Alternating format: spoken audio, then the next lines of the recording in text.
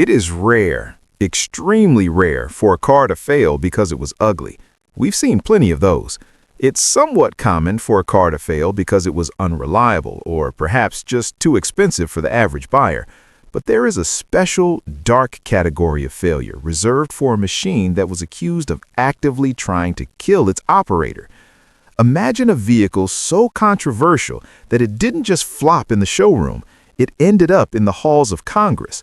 A car that didn't just have a mechanical quirk, but a reputation that terrified the general public to the point where the government considered stepping in to wipe it off the map. We are talking about the Chevrolet Corvair, a vehicle that began as a revolution and ended as a cautionary tale. This isn't just a story about a bad suspension setup or a corporate oversight. This is the story of the car that single-handedly created the automotive safety regulations we take for granted today. It was a machine that promised to change the way Americans drove, but instead, it nearly changed the laws of the road forever. And if you look back at the history of General Motors, you'll find that the tragedy of the Corvair is one of the most fascinating chapters in the book. To understand why this car was such a lightning rod for disaster, you have to understand the world it was born into. The late 1950s and early 1960s were the absolute golden age of American automotive excess. Gas was cheap, roads were wide, and the philosophy was simple: bigger is better. You had cars with tail fins that could pierce the clouds, chrome bumpers that weighed as much as a small piano, and massive V8 engines that roared with freedom. Safety wasn't really a selling point. It was an afterthought, if it was thought of at all. Seatbelts were optional, dashboards were made of metal, and steering columns were essentially solid spears pointed at the driver's chest. But amidst all this heavy metal, the market was shifting. The Volkswagen Beetle was starting to creep into the American consciousness. It was small, efficient, and different. General Motors, the titan of the industry, saw this trend and decided they weren't just going to compete with the imports, they were going to out-engineer them. They wanted to build a compact car that was distinctly American but possessed a European soul. This is where the Corvair comes in. Introduced for the 1960 model year, it was unlike anything Chevrolet had ever produced. In fact, it was unlike anything Detroit had ever produced. It didn't have a massive radiator grille at the front because the engine wasn't there. The Corvair was powered by an air-cooled flat-six engine mounted in the rear. It was radical, it was bold, it offered a flat floor, incredible visibility, and a driving experience that was light and sporty. The automotive press initially loved it. Motor Trend even named it their Car of the Year for 1960. It seemed like GM had struck gold, creating a new segment that combined economy with genuine innovation. But there was a ghost in the machine. To make this radical new design work while keeping the price tag attractive to the budget-conscious buyer, certain engineering choices were made, and one of those choices would prove to be fatal. The rear suspension utilized a swing axle design. Now, I won't get too bogged down in the heavy technical jargon, but here is what you need to know. Under the right, or perhaps wrong conditions, this setup had a nasty habit. When a driver took a corner too fast, or if they had to make a sudden evasive maneuver, the rear wheels had a tendency to tuck under. Instead of planting firmly against the asphalt, the tire would ride on its sidewall. This caused a sudden, violent loss of grip. The rear end of the car would swing out, often leading to a spin that the average driver, used to heavy, understeering American sedans, had absolutely no idea how to correct. It didn't take long for the rumors to start. It began as a whisper in dealerships and repair shops, but soon it moved to the police reports.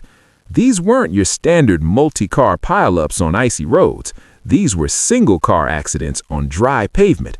Drivers reported the car spinning out of nowhere, as if an invisible hand had grabbed the rear bumper and yanked it sideways. There were stories of rollovers at relatively low speeds. People were getting hurt, and because the steering column was a rigid shaft placed right in front of the driver, even a moderate impact could have catastrophic consequences. The scary part wasn't just that the car could crash, it was the unpredictability of it. You could drive the Corvair for months without an issue, but push it just a little too far and it would bite you. By the mid-60s, the murmurs turned into headlines. Lawsuits started piling up against General Motors. But the real turning point, the moment that elevated the Corvair from a troubled car to a national scandal, came in the form of a book. In 1965, a young consumer advocate named Ralph Nader published a book titled Unsafe at Any Speed. The title alone was enough to send a chill down the spine of any executive in Detroit. The first chapter was dedicated entirely to the Corvair, labeling it a one-car accident. Nader argued that GM knew about the handling issues, but chose to ignore them to save a few dollars per car on a stabilizing bar. The book became a bestseller. It wasn't just car enthusiasts reading it, it was everyone. Suddenly, the Corvair wasn't just a car, it was a symbol of corporate greed and negligence. It became a punchline on late-night TV and a source of genuine fear for owners. Imagine looking out at your driveway and wondering if the machine sitting there was a death trap. This is where the government stepped in. The controversy grew so large that it could no longer be ignored by Washington. Senate hearings were called. Executives were dragged in front of committees to explain themselves. It was a media circus. The idea of the government banning a vehicle from the road was unheard of, but with the Corvair, it felt like a genuine possibility. The reputation of General Motors, the largest corporation in the world at the time, was being dragged through the mud.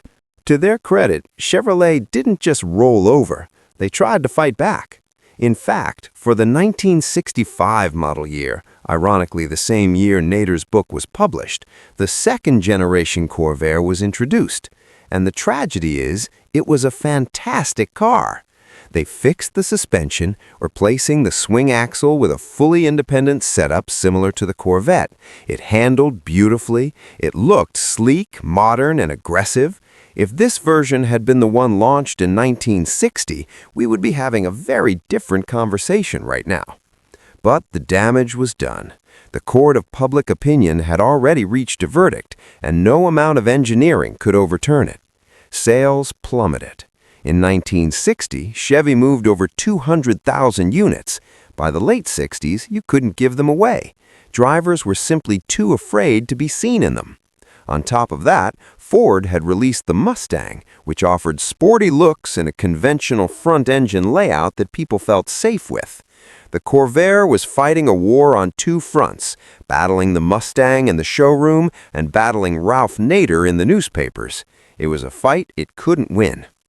By 1969, General Motors threw in the towel. The Corvair was quietly discontinued. There was no fanfare, no celebration of its innovative spirit. It just vanished, replaced by the far more conventional Nova and Camaro. It was an unceremonious end to what was supposed to be the car of the future. But here is the twist, the piece of information that makes this whole saga so incredibly frustrating. Years later, in 1972, the National Highway Traffic Safety Administration, the very entity created because of the outcry over this car, released a comprehensive report. They had spent years testing the 1960 to 1963 Corvairs, pushing them to their limits to see if they really were unsafe at any speed. Their findings? The Corvair was no more dangerous than any other rear-engine car of the time, like the Porsche 911 or the VW Beetle. It wasn't the monster it was made out to be. It was different, yes. It required a different driving style, absolutely. But was it a death trap? The data said no. The investigation cleared the car's name, but it was 3 years too late. The production lines had already stopped, the tooling had been scrapped. The Corvair was dead, killed not by its engineering, but by its reputation. Today, the Corvair sits in a strange place in automotive history. If you go to a car show, you'll see them. They have a massive cult following. Owners love them. They praise the unique styling, that distinct air-cooled engine note, and yes, even the handling. When you see a 1965 Corsa Turbo today, it looks like a masterpiece of mid-century design. It's sleek, pillarless, and beautiful. It's hard not to look at the Corvair and wonder, what if? What if GM had spent the extra few dollars on that suspension stabilizer in 1960? What if they had educated drivers better on tire pressures and oversteer? We might have seen a world where American cars continued to push the envelope, embracing rear-engine layouts and radical engineering. Instead, the industry retreated. They went back to what was safe, conventional, and predictable. The Corvair stands as a monument to what happens when ambition outpaces caution. It serves as a reminder that in the automotive world, perception is reality. You can build the most innovative machine on the planet, but if the public believes it wants to kill them, you are finished. The Corvair wasn't banned by the government, but in the end, it suffered a fate that was perhaps even worse. It became a legend for all the wrong reasons, forever remembered not for what it could do, but for what people were afraid it might do. And that is a legacy that is hard to shake, even 60 years later. If you want more stories about cars that changed history and sometimes destroyed their creators, like and subscribe.